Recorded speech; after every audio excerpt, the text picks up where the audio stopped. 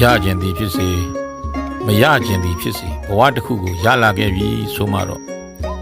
ရလာတဲ့ဘဝလေးကိုကောင်းအောင်ကောင်းတဲ့ဘဝလေးတစ်ခုဖြစ်လာအောင်လှုပ်ဆောင်ရမှာဖြစ်တယ်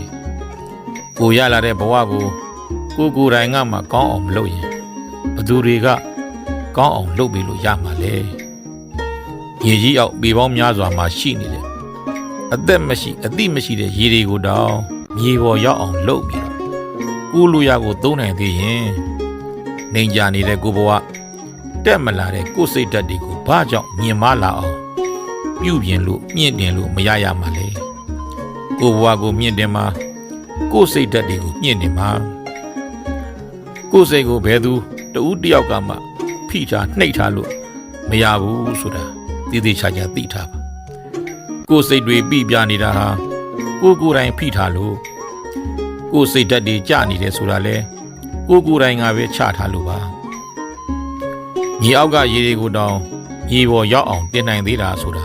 မမေ့ပါနဲ့အသိမရှိအသက်မရှိတဲ့ကောက်နေတဲ့မြားတံတွေကိုအပူပေးကြောက်တုံးနဲ့ဖိပြီးတော့ဖြောင်းသွားအောင်လုပ်လို့ရသေးတာအကွေအကောက်တွေနဲ့မဖြောင်းတန်းတဲ့ကိုယ့်ဘဝ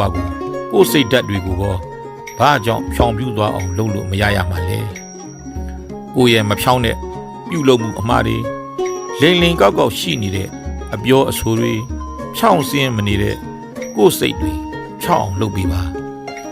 ကိုယ့်ရဲ့ကံတွေဖြောင်းလာရင်ကိုယ့်ဘဝလည်းဖြောင်းလာလိမ့်မယ်ကောက်နေတဲ့မြားတံကိုလိုရာပြစ်မရတယ်လို့မဖြောင်းတဲ့ကိုယ့်ဘဝဟာလည်းကိုလိုတဲ့အောင်မြင်မှုစီဘယ်ရမှာလဲအသက်မရှိအသိမရှိတဲ့တစ်သားချောင်းတွေကိုဖဲ့ဒါနာဖက်ဖောက်တင်ရဖောက်ထုတ်နေလူတွေကလှုပ်ပြီးတော့လူအသုံးဆောင်လှပါတဲ့ဇပွဲကလထိုင်နေအဖြစ်နဲ့ကိုလိုသလိုပုံဖော်ပြုတ်လို့ရသေးတာကိုဘွားကိုစိတ်ဓာတ်တွေကိုရောဘာကြောင့်ကိုလိုသလိုပုံဖော်လို့မရရမှာလဲမကောင်းတဲ့အကျင့်ဆိုးတွေကိုဖက်ပြစ်ထုတ်ပြစ်ကောင်းတဲ့အကျင့်တွေကိုမွေးမြူပြုပြင်လို့စိတ်ထားကောင်းခြင်းဆိုတဲ့ပေါ်လက်တွေတင်လိုက်ရင်